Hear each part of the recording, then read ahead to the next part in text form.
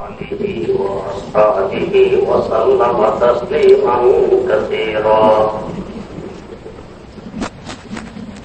أما بعد فأعوذ بالله من الشيطان الرجيم. بسم الله الرحمن الرحيم. إن الذين آمنوا وعملوا الصالحات لهم جنات تجري من تحتها الأنهار ذلك الفوز الكبير. صدق الله مولانا العظيم.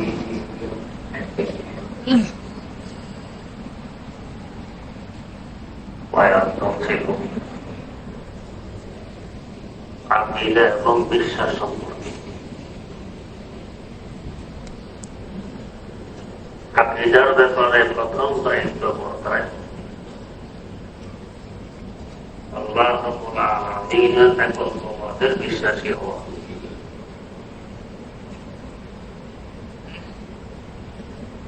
যিনি সর্বশক্তিময়, আগুন ছিলেন, এখনো আছেন, ভবিষ্যতেও থাকবেন। 2 নম্বর ছিল ফেরেশতাদের উপর বিশ্বাস আনয়ন করা। মানব জাতির পরে যাদের স্থান তারা ফেরেশতা, নূরে তৈরি, তাদের খাওয়া দাওয়ার প্রয়োজন পড়ে না, এবং যেটা সাতকালে আজকালের মুখতালিফাতের প্রয়োজন বলতে আল্লাহ রাব্বুল আলামিনের ইশারায় বিভিন্ন আকার আকৃতি ধারণ করতে পারে। 3 নম্বর ছিল হযরতে আম্বিয়ায়ে কেরাম আলাইহিমুস সালাতু ওয়াস সালামের উপর বিশ্বাস স্থাপন করে। তাদের মধ্যে প্রথম নবী আমাদের আদি পিতা সাইয়্যিদিনা হযরত আদম আলা নবিয়িনা ওয়া আলাইহিস সালাতু ওয়াস সালাম।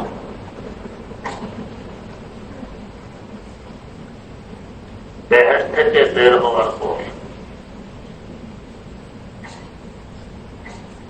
আমাদের মতো যুক্তির গোলাম হলে যুক্তি পেশ করতাম যে আল্লাহ অমুক গাছের কাছে যেতে নিষেধ করেছেন, ঠিক আছে আমি গিয়েছি, ফল খেয়েছি, এতে আপনার কি ক্ষতি হয়েছে? যুক্তি পেশ করতাম। যেমন যুক্তি পেশ করেছিল শয়তান, আনা খায়রুম মিনহু খালাকতানি মিন নারিন ওয়া খালাকতাহু মিন তিন। আমি তো আদম থেকে উঠলাম, আমাকে ঊর্ধ্বগতিশীল আগুন দ্বারা সৃষ্টি করেছেন, আদমকে নিম্ন গতিশীল পায়ের নিচে থাকার বস্তু মাটি দ্বারা সৃষ্টি করেছেন। যুক্তিত বলে নিচের বস্তু উপরের বস্তুকে সম্মান জানাবে, চেষ্টা করবে, উপরের বস্তু নিচের বস্তুকে চেষ্টা করবে, সম্মান জানাবে। এটা যুক্তি বহির্ভূত আদেশ, তাই মানলাম না। আদম আলাইহিস সালাম কোন যুক্তি দিলেন না, শয়তান যুক্তি পেশ করলেন। ফলস্বরূপ শয়তান বিতাড়িত হল, আদম আলাইহিস সালাম জান্নাত থেকে বের হয়ে পড়লেন। এখন দায়িত্ব কি ছিল? শয়তান এখনো উল্টা পথে হাঁটল। আমি যখন ক্ষতিগ্রস্ত হয়েছি, আদমকেও ক্ষতিগ্রস্ত করে ছাড়ব, আদম সন্তানদেরকেও জাহান্নামী বানাই ছাড়ব। এর জন্য আমার প্রয়োজন যতদিন আদম সন্তানের ভূমিষ্ঠে থাকবে ততদিন আমারও থাকা। তাই দরখাস্ত পেশ করলো যে আল্লাহ আমার হায়াতকে কিয়ামত পর্যন্ত লম্বা করে দিন, ভালো কাজের উদ্দেশ্যে নয়। যেমন হযরত ইদ্রিস আলাইহিস সালাম দুনিয়াকালীন সকল মানুষ থেকে তার নেকি যাতে বেশি হয় এই নিয়তে বলেছিলেন আল্লাহ আমার হায়াতটা বাড়াই দেন, উদ্দেশ্য কি নেকি যাতে বাড়ে। তার নেককারের জন্য হায়াত বাড়া দোয়া করা এটাও নেক, যেহেতু তার নেকি বাড়তে থাকবে। বদকারের জন্য হায়াত বাড়া দোয়া করা নেক নয়, তার হায়াত যত বাড়বে তার গতি তত বাড়তেই থাকবে, ক্ষতি হবে। এর থেকে ভালো কম গতি নিয়ে দুনিয়া থেকে বিদায় নিয়ে যাচ্ছে। ইদ্রিস আলাইহিস সালাম তো আল্লাহ পাকের পয়গম্বর, হায়াত বর্ধনে দোয়া করলেন কেন? যাতে বেশি নেকি কামাই করতে পারে। আর হায়াত বাড়ানোর দোয়া শয়তান করলো কেন? যাতে আজম সম্প্রদায়কে গোমরাহ করতে পারে। উল্টা আল্লাহ রাব্বুল আলামিন তার এই দোয়াটি গ্রহণ করে দিলেন। আমি নিজে গোমরাহ হই এক অপরাধ, নিজে গোমরাহ আরেকজনকে করলাম গোমরাহ ডবল অপরাধ।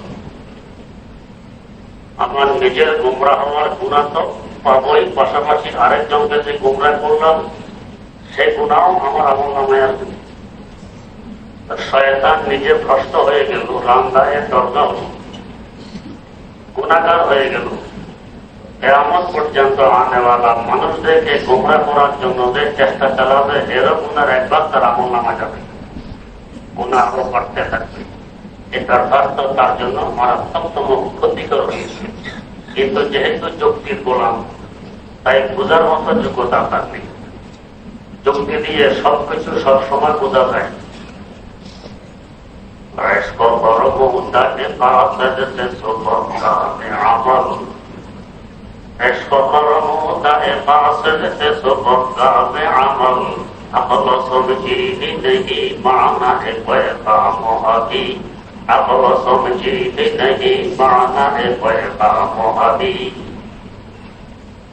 মহব্বতার যুক্তি বিপরীত মুখী। মাসুক এবং প্রেমাস্পদ কি চান?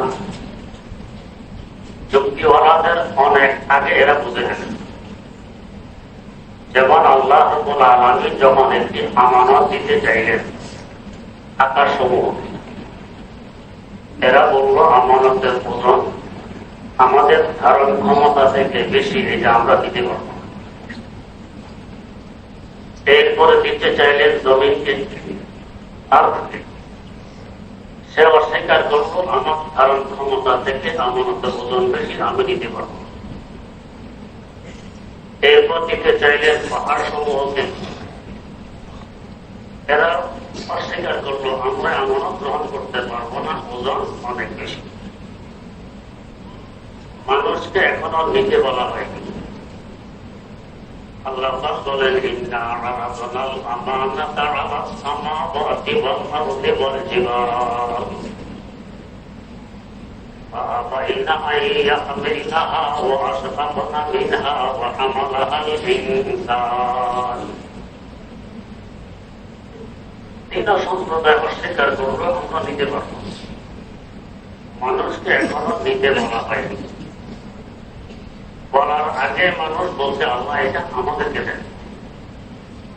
যেমন আকাশের মতো বিশাল মাত্র বলল ওজন অনেক বেশি, আমাদের ধারণ ক্ষমতার মধ্যে দিতে পারবো। জমিনের বিশাল টাকা 20 কোটি বর্গমাইল, আমিও পারবো না, ওজন অনেক বেশি। সকল পাহাড় সম্মিলিত ভাবে নিতে বলবে। এক হিমালয় পর্বত 29,028 ফিট 35 ফিট 41 ফিট উঁচু, কত বড় বড় পর্বত, এর উপহার। কিন্তু অস্বীকার করলো আমরা পারব। মানুষ মাত্র 3.5 হাত কোটির মালিক, কত ক্ষুদ্র। আকাশে উঠলে বোঝা যায় যে মানুষ কত ক্ষুদ্র।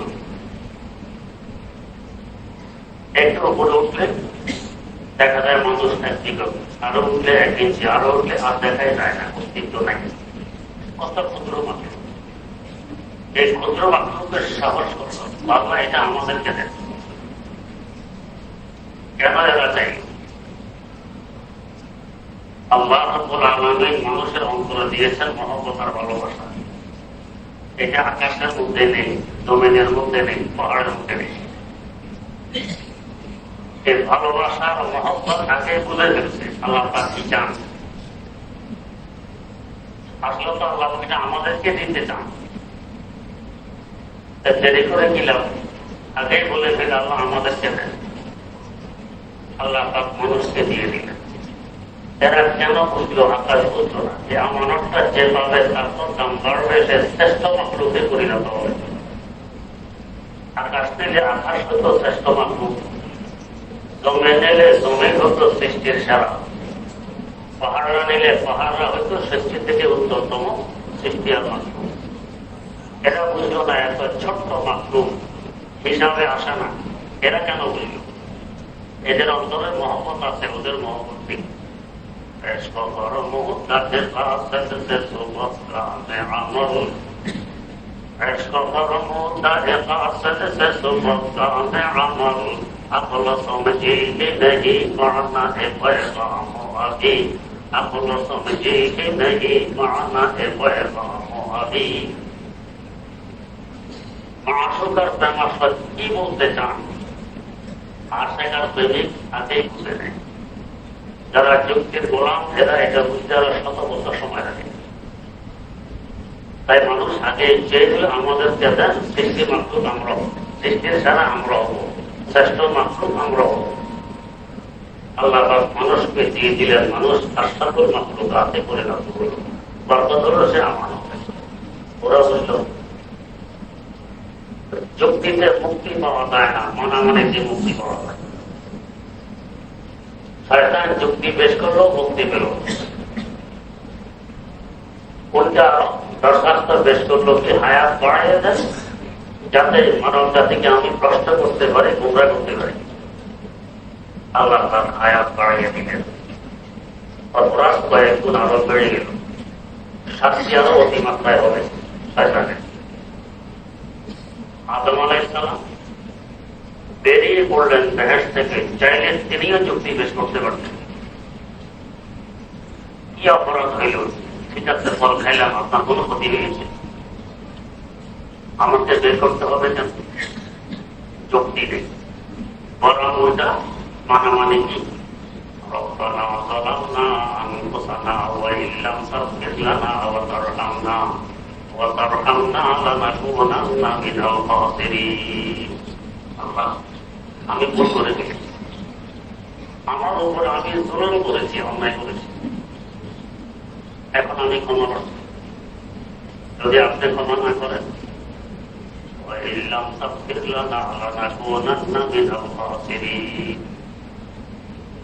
আমি ক্ষতিগ্রস্তদের মধ্যে হয়ে যাব ক্ষমা না করলে। আর ক্ষমা করলে আমি লাভবান হব, আপনার তো ক্ষতি হবে। মানামানি মেনে নিলেন।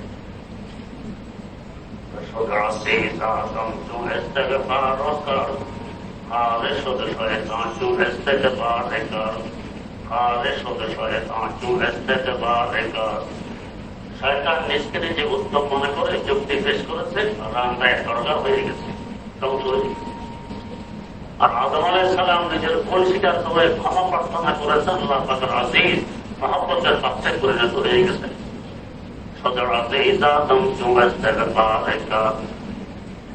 এখান থেকে আমাদের শিক্ষা দিতে হয়, আল্লাহর দরবারে যুক্তি নয়, মানামানি। আল্লাহ ভুল আমার, অপরাধ আমার, অন্যায় করেছি আমি, ক্ষমা প্রার্থনা করি, ক্ষমা করে দিই। এর মধ্যে মুক্তি, যুক্তিতে নয়। আদম আলাইহিস সালাম আবার আগের মর্যাদা পেয়ে গেলেন, আশরাফুল মাখলুকাতে পরিণত হলেন। কান্নাকাটি করলেন কতদিন? বর্ণনা অনুযায়ী 300 বছর।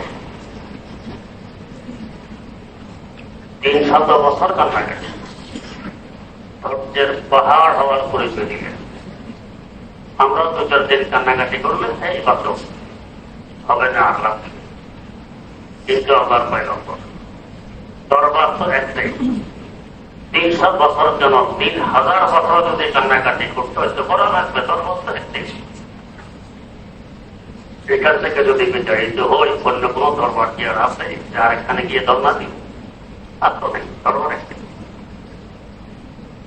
এই ঘটনা প্রসিদ্ধ আছে আল্লাহর এক ওলি তাহাজ্জুদ করতেন, জিকির আজকার করতেন, আল্লাহ মিলে করতেন, দোয়া করতেন, কান্নাকাটি করতেন, তওবা ইস্তেগফার করতেন।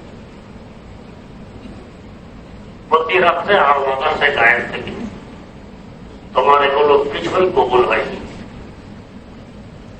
আগামী রাত্রে আবার তাহাজ্জুদ, জিকির আজকার, তওবা ইস্তেগফার, কান্নাকাটি, দোয়া, আবার সে আওয়াজ তোমার এগুলো কিছুই কবুল হয়নি। জীবন ভর উনি ওনার কাছে ব্যস্ত আর আওয়াজ আসতেছে তোমার এগুলো কিছুই কবুল হয়নি। অনেকদিন পর হাতে ব্যক্তি বলল, হুজুর একটি আওয়াজ প্রতি রাত্রে শুনি, আপনার ইবাদত, আপনার নামাজ, আপনার তওবা, আপনার ইস্তেগফার, আপনার দোয়া, আপনার জিকির কিছুই কবুল হয়নি। তো হুজুর আল্লাহ তো হারাইলেন, কবুল হয়নি, দুনিয়াও হারাম ছিলাম, এর থেকে তো ভালো আরামে ঘুমান অন্তত একটা লোক আসছে দুনিয়া রইল। যুক্তিও তো বেশ করলো তাদের দুইটা হাজার ছিলাম, অন্তত একটা থাকুক, যুক্তিও তো বেশ করলো। আল্লাহ বলি ওনারা তো যুক্তি বললাম, আপনার জবাব দিলেন কি বেটা, কবুল হোক আর না হোক দরবার তো একটাই। কবুল না হলে আরেক দরবারে গিয়ে ধর্ণা দিব, আরেক দরবার কি আছে? আর তো দরবার নেই। কবুল হইল এখানে, না হইল এখানে, আমি এখানেই পড়ে থাকি। বস আগামী রাত্রে যাওয়া বসত, কবুল রাস্তা করছে ওনার দিশতা, জুজমা দিগর দর গাহে দিশতা, জুজমা দিগর দর গাহে দিশতা। তোমার শুরু থেকে আজ পর্যন্ত যত নামাজ, যত জিকির আজকার, যত তওবা ইস্তেগফার, যত ইবাদত করেছো, আজ সব কবুল করে নিলাম। কেন? ওজুজমা দিগর দর গাহে দিশতা, ওই যে একটি কথা বলেছ যে আমার দরবার ব্যতীত আর তো কোনো দরবার নেই, এই কথার বরকতে সব কবুল করে নিলাম। দরবার তো একটা। তো আদম আলাইহিস সালাম কাঁদতেছেন তো 300 বছর। কেন? দোয়ার তো একটাই, আর তো কোনো দোয়ার নেই। এক দোয়ার থেকে হাঁকাই দিলে, সরাই দিলে আরেক দোয়ারে ধর্ণা দেব, দোয়ার তো থাকা লাগবে, দোয়ার নেই তো কি করবো? এখানে কান্নাকাটি 300 বছরের অবস্থা। আল্লাহ রাব্বুল আলামিন কবুল করে নিলেন, দাম কয়েক গুণ বেড়ে গেল আদম আলাইহিস সালাম। আল্লাহ। এরপর এখন ইবাদতের প্রশ্ন। ইবাদতের মাধ্যমে আবেদের দাম বাড়ে, বন্দার দাম বাড়ে। ইবাদত যার যত বেশি হবে তার দাম তত বেশি হবে। যে যত বড় গোলাম তার মর্যাদা তত বেশি। বাদশার গোলামি করা কত বড় কাজের ব্যাপার, তার মানে অন্য গোলামদের উপরে বাছাই করা। প্রধানমন্ত্রীর পিএস, প্রেসিডেন্টের পিএস কি পাওয়ার হবে, মাঝে মাঝে মুভিতে খুব বেশি দেখায়। আল্লাহ রাব্বুল আলামিনের গোলামি করতে পারা কি চারটিখানি কথা, সাধারণ কথা। গোলামে রবে সোদামে আজিনে তারা প্লিজ, গোলামে রবে সোদামে আজিনে তারা প্লিজ, গোলামিয়ে খোদা খুদ আইনে সাজিদ, গোলামিয়ে খোদা খুদ আইনে সাজিদ। আল্লাহর গোলামি করতে পারা এটা হলো ছেড়ে মেয়ে উপর দিকে ওঠা, এটাই তো রাখছে।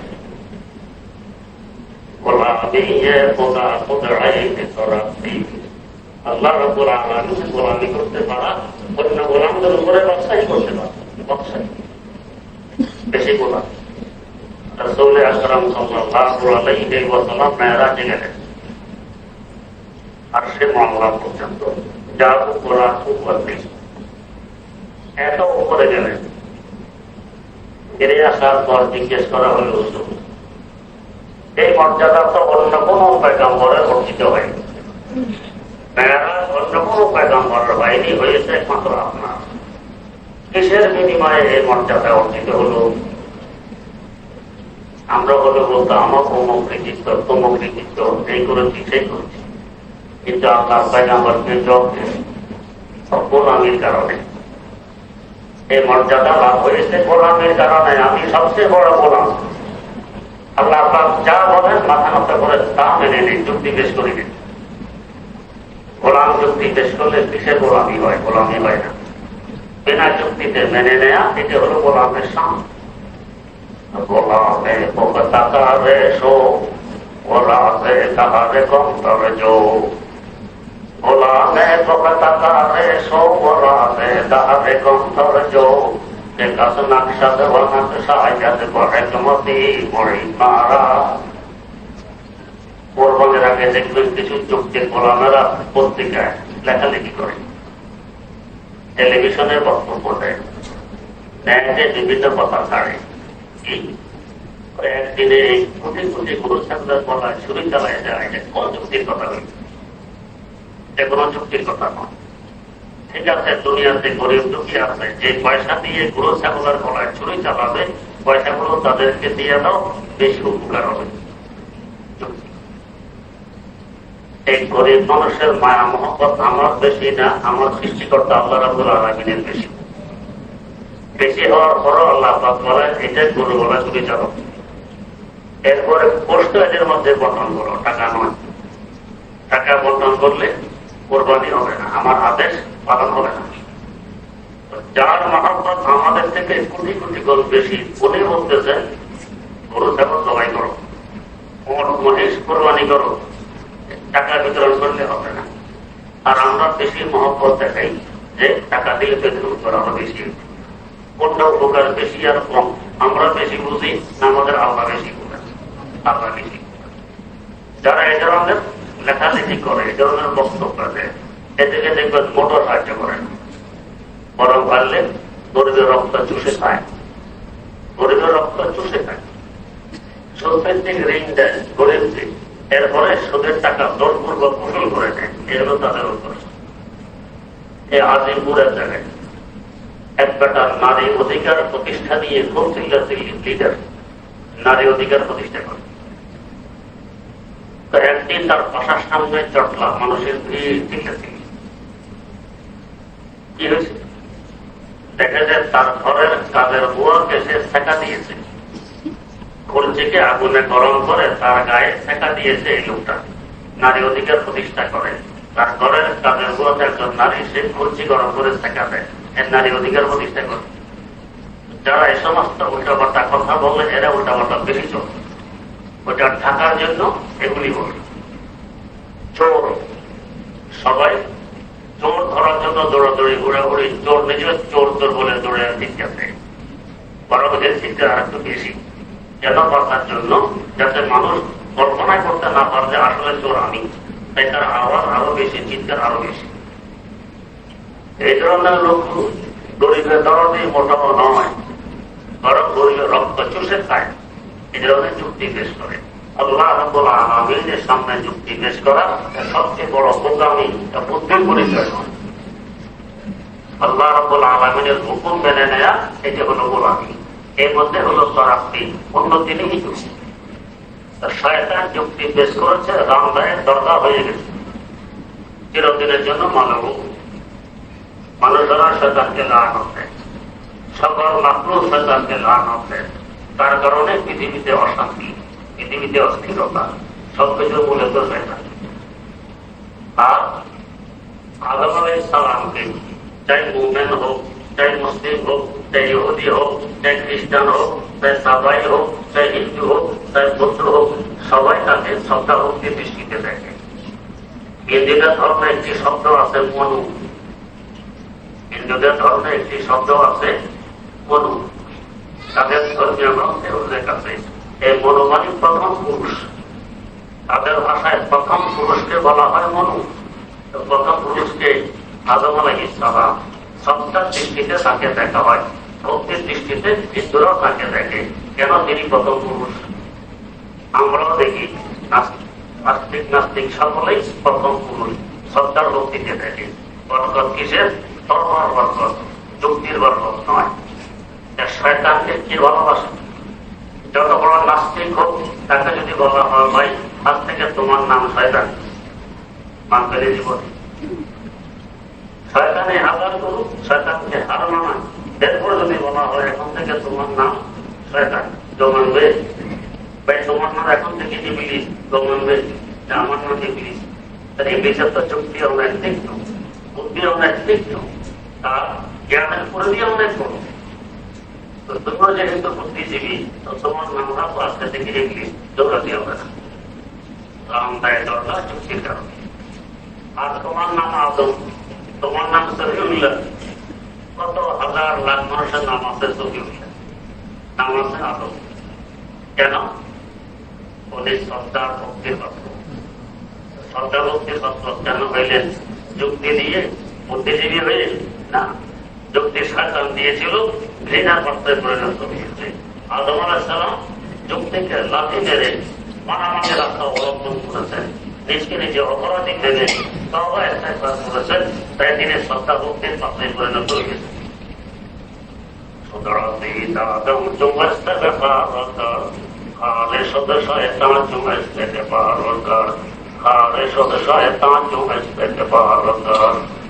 শিক্ষা আমরা গ্রহণ করি, অপরাধ আমাদের হয় অহরহ।